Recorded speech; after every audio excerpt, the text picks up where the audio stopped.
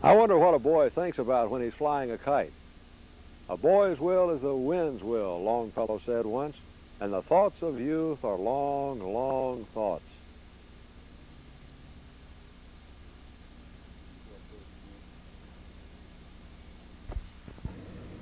Who are you?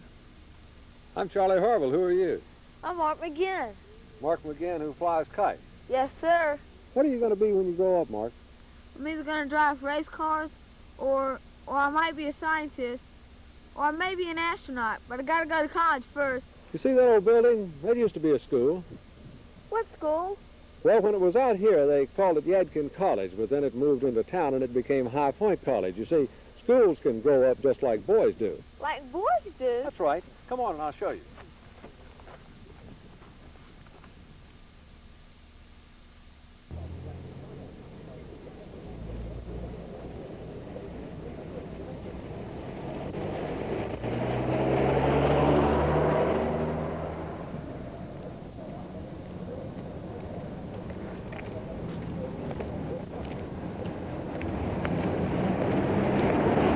High Point College.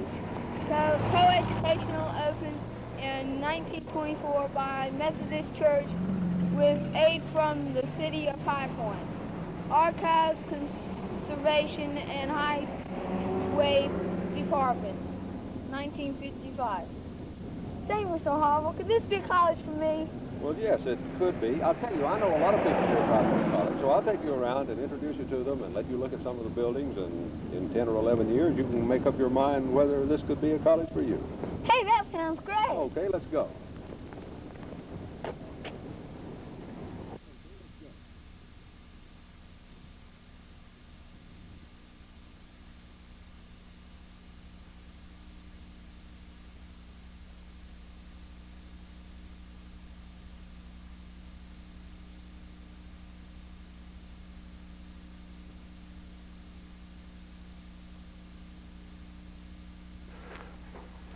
Dr. Patton, I'd like to have you meet Mark McGinn. This is Dr. Wendell Patton. Mark. Hello, Mark. How are you? Mark wants to learn something about a college. It's good to have you on the campus. Come in. Have a seat. Sit down. What does a college president do? Mark, the job of a college president is confusing and disorganized and sometimes frustrating, but at the same time, it's the most thrilling and exciting and interesting job in the world. And I guess the best way I could tell you what a college president does is to say that I'm something like a cook. And I see you laughing when I say that, but I think what I mean is that we have to combine ingredients. First of all, we have to have a pot. We have to have a campus, and we need buildings, and classrooms, and laboratories, and libraries, and gymnasiums, and dormitories, and then we need the equipment, the laboratory equipment, and the books, and the teaching aids, and then the second thing, we have to add the faculty. And in the faculty, we need a competent faculty, we need people particularly interested in the education of youngsters, we need experts in the particular field of knowledge that they have, and even more important, we need people committed to the cause of Christianity, to our church and our college. And then the third ingredient we add is students. And we look for students who are interested in education, who are excited, who have the motivation, and who have the ambition, and they have a real thirst for knowledge. And we get these together, we start stirring, and we add a little touch of love of learning and a dash of the truth and the excitement and the adventure in education, and really and truly a little bit of discovering yourself, who you are and how you fit in this world. And this is what makes it exciting. And then we add a little pinch of the academic freedom to explore and to study and investigate and to learn. And we couple this with responsibility, because freedom means responsibility. And then we add a real large helping of a sense of values and morality and commitment, and then we begin to have a college. And I don't know that this tells you what a college president does or not, but the president virtually goes out and finds these ingredients, and he mixes them together, and then he looks for the money to pay for and support these ingredients. And then he sits back and supports the faculty, the students, and the wonderful people we have to make education a real atmosphere of learning on this campus. Then I guess the biggest job of a college president is to work with everybody, getting them to do things. Mark, this is essentially right. We do.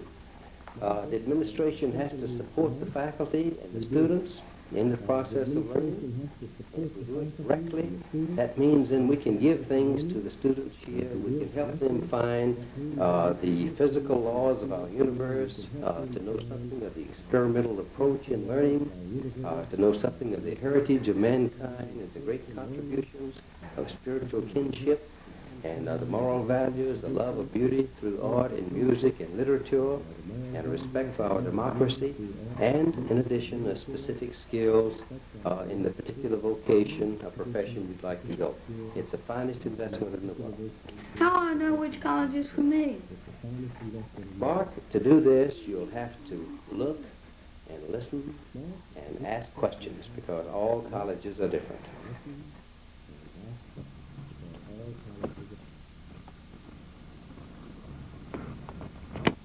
Hey, Charlie, is that an ivory tower? That sure is, Mark. Would you like to see what's inside that ivory tower? Will I like it? I think you will.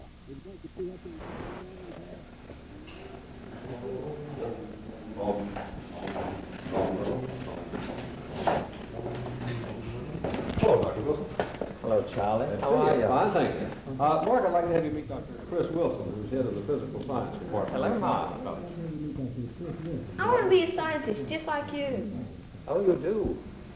Well, that's possible, I suppose. When would you like to start? Now? Why not? What shall we make? A man? How do we do that? Well, if we put a man like Charlie in a machine, it would analyze him and we'd find he contains so much carbon, so much nitrogen, so much oxygen, so much hydrogen. So we'd put them all together. Do you think we'd get a man? I guess so. Well, if we waited about 500,000 years, then we'd get a man. But if we put you in the machine, we'd find out what you're made of. But this is not too important, is it? It's really, we should find out who you are. Or will I find out when I go to college? Yes, you begin to find out when you get to high school. You're beginning to find out now. You'll find out more at college. You'll go on finding out for the rest of your life. You will probably make the biggest step at college, because this is where your greatest development will occur. At least you will begin to find out how to find out, which is the process of thinking.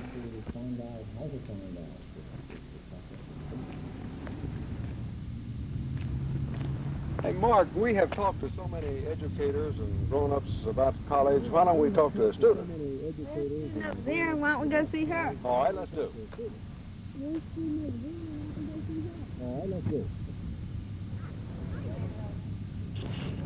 Hi, I'm Mark McGinnon. That's Charlie Harville. Hi, I'm Julie Turner. We want to know about what the students like it here. Whether the students like it here or not. Well, sure, the students like it here. Look at all the things we have to do and all the people we have here. You're bound to find someone you like and something to do. Sounds like a pretty neat place. Do you have any, like, recreations or anything that you do? Well, have you heard about our basketball team? Yeah, I heard about that. Well, in the fall, everyone goes to the basketball games, and that's big to do on campus. And the fraternities have formals and big dances and big beach parties, and there's always plenty to do. Well, it sounds like a pretty neat place, too. Do a lot of people go here? Plenty of people, and another thing is that they come from all over the United States, and you really get to meet a lot of different kinds of people. Julie, it sounds like a big picnic. You study it from time to time, don't you? Well, every now and then when you absolutely have to. That's true. What do you write? Well, right now I'm reading a play called The Hairy Ape by Eugene O'Neill for a stage design class of mine. It sounds neat. What are you studying, Julie? I'm an English major here and a minor in theater and dramatics. What do you intend to do when you finish? Well, I hope to be able to go into teaching and teach theater, dramatics, and public speaking. You belong to the Tower Players? Yes, sir, I surely Tell do. Mark about the Tower Players. Oh, Mark, the Tower Players are a group here that of interested students who like to put on plays and things like this for the students and the people in the community. We have all kinds of fun. We have two big productions a year, and then minor little productions, one acts and theater readings and things like that. I thought maybe Mark might ask why they call them the Tower Players. You know that ivory tower that we were talking about? Yeah. Why, that's where you work, or where you used to work, do you still? No, we work over here in the auditorium now. Well, I bet you didn't know why they were called the Tower Players. Oh, yes, I do. Did you? It's really going to be wonderful with all the additions that they're going to put in, and a new boys' dorm, and eventually a new auditorium, and additions onto the buildings we have now. It really ought to be nice by the time you're ready to come to school here, Mark. Well, it should be, Julie, and it's nice to meet you. We appreciate you telling us about it.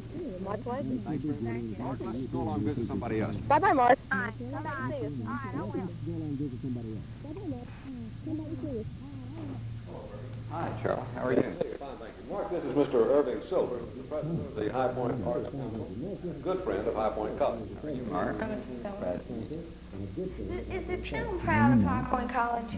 Mark, I think the town is proud of the college, and I think it has every right to be proud because the college is certainly one of the leading institutions in the category of the colleges in towns of our size. What can the college do for me? You mean you as a child before going to college? Well, probably the best way is that your parents and your teachers could attend classes and lectures at the college, and they could get extra knowledge which they can turn pass on to you. Also, the college has art exhibits similar to what you see here, concerts, plays, and so forth that you could go to yourself and enjoy and learn. How does High Point College help the town? Mark, the college helps the town in a lot of ways. First of all, something that you may not be aware of, the college helps the town with money in that if we didn't have the college as it is now, community college they call it, and it would be a lot more costly in dollars. And then the college helps the town by providing a place for stimulation for art, music, and culture, the kind of thing the Arts Council tries to do for the community. It helps the business community by having business courses for people that want to learn, helps the furniture industry, which I happen to be in, teaches people finishing processes through their real fine chemistry department. So the college helps the town in a great many ways, and I think the town should be very appreciative. Thank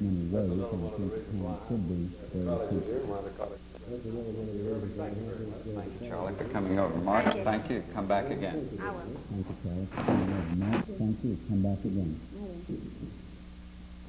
Mark, Major McClendon here used to be the chairman of the State Board of Higher Education, and he's had a great deal of contact with all the schools in the state, especially the colleges. And Major, I thought that possibly you could tell Mark some of the things that he'd like to know and that we'd all like to know about the attitude of the people of the state toward the state's colleges. Well, thank you very much, Charlie. Mark, I'm glad to meet you and know that you're interested in getting a college education. You know, North Carolina has a great distinction in the field of higher education. It has a group of universities and colleges, perhaps unexcelled anywhere in the United States, and it has a group of private colleges, church-related colleges that stand out conspicuously among all the states of the Union. Give you an illustration of what it means to the people of North Carolina. This present school year, which began last September, 1965, we had in North Carolina 104,800 college students in our colleges, public and private. And of that number, 58% of them, or 60,000, were in our public institutions. And 42% of them, or 43,000, were in our private institutions, like High Point College, for instance, and our church-related colleges. There's not another state in the Union that can match those figures. You have no idea what that means to the taxpayers of North Carolina in terms of just mere dollars. It costs the state about $900 a year just to give every student an education. That's a teaching cost. That doesn't take into account the enormous investment in buildings, land, and equipment. So when you get to college, unless prices continue to rise rapidly, that's what the state will be spending just to give you an education if you go down one of our state-supported colleges. Suppose all these boys and girls in our private colleges became a responsibility of the state, and we had to provide for these 43,000 that now are being educated in our private colleges. That would cost North Carolina $39 million a year just to teach them. Say nothing about the buildings and equipment that the state has to provide for. But of course you ought to be interested in the quality of the education and the educational opportunities that you have. And again, in that respect, we have a diversity of education in North Carolina that's simply amazing. In our universities and our private colleges too, we offer now almost every kind of education that's available anywhere.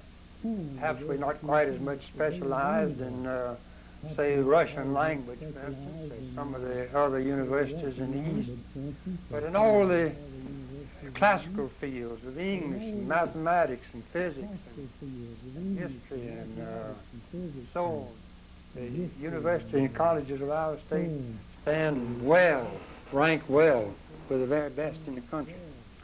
And the graduates from our colleges, both private and public, have no difficulty whatever in obtaining employment in either as teachers in other colleges and universities over the country or over the world, or in private industry. And you'd be amazed to know how much a graduate is worth now in terms of dollars. Pardon me, Major, but how much is a college education worth? When I came along, it was very difficult to get a job, even though you did graduate from university or some other college. And if you got one, you'd get a very small salary. Since I was offered the enormous salary of $1,000 a year to teach after I graduated from what was then known as A&M College, $1,000 a year. Now, young men and young women graduating from our colleges and universities begin with salaries as high as $8,000 and $9,000 a year. Why? Because they've got educated, for one thing. Secondly, they've had an opportunity to choose what sort of education they want and specialize in that particular field of education. So when they graduate, they're equipped and ready to go right into business, banking, manufacturing, any kind of business, and be of service from the very beginning. It takes a lot of money to support colleges, and High Point College has a program called the Golden Decade Program. I want a man to tell us about it. Tell us about it. All about that program.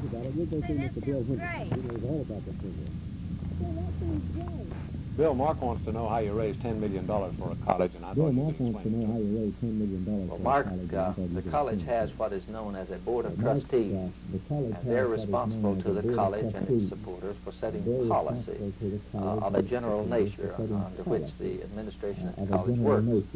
Now, within the board of trustees, there is a foundation committee, actually better known as the endowment committee. This committee is responsible for raising funds for the college. And then at the college, they have a development department that works also in this area of raising money for the college. They do the actual legwork and the record keeping, that sort of thing, a very important function. Well, the campaign headquarters works under the endowment committee and with the assistance of the college of the development department. Now, we took a survey of the Greensboro, High Point, Winston-Salem, Thomasville, Asheboro area and tried to find out who was interested in higher education. That is, the companies and the people that had been supporting higher education that were disposed to help causes of this type. And we made a list of about 1,600 of these companies and people. And then we tried to find out some way that we can go and visit these people. And as is normal, we found that the best way to approach them was in person.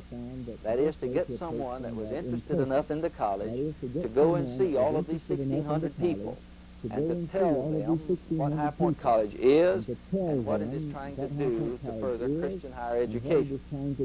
We selected about 248 workers, for example, just in High Point alone, and another 25 or 30 in Winston-Salem, another 25 or so in Greensboro, and a like number in Thomasville. And we divided up these 1,600 prospects among these some 300 workers, and we asked them if they would go to see these companies and people and talk to them about High Point College, carry some materials that had been developed that gave the history of the college, that gave the type of institution that it is, and what it hopes to be in the future, and why it needs support from people so that it can carry on an effective program of higher education. So this is what we have been involved in. It is a person-to-person kind of campaign. People who are interested in Christian higher education, more specifically High Point College, have been calling on these some 1,600 firms and companies for the last 6 months and telling them about the High Point College story and asking them to support it. Now, as you know, we're trying to raise $10 million over a 10-year period, and our first phase is a 3-year program. That's the phase that we're in now. And during this phase, we're attempting to raise $2 million of this total $10 million program. And each year after this year, we will continue on with a similar type of program as we have had for this year, for the entire 10 years. So hopefully in 1974, when the college reaches its 50th anniversary, we'll have a golden decade celebration wherein that we can report that we have exceeded our $10 million goal, and this is what has been done with the money during that period of time. $2 million is a lot of money, isn't it? Have you raised it yet?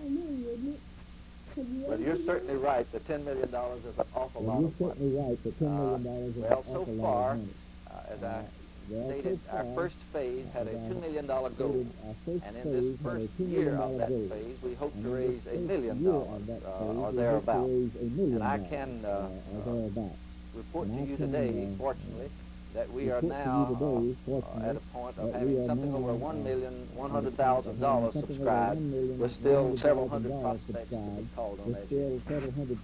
Education is important, isn't it, Charlie? I mean, it takes a lot of people to make a college grow. Mark, the way the world is today, education is just about the most important thing I can think of.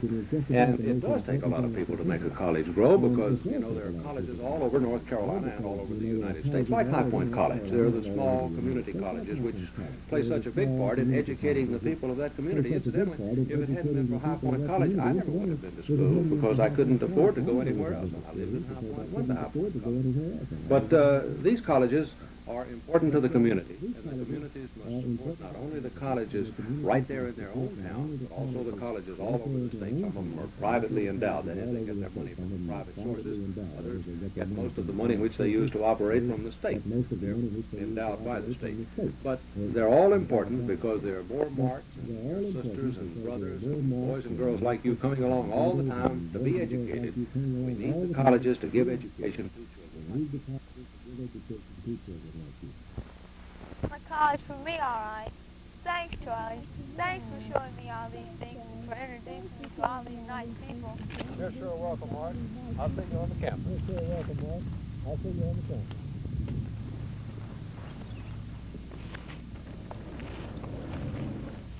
A boy's will is the wind's will, and the thoughts of youth are long, long thoughts.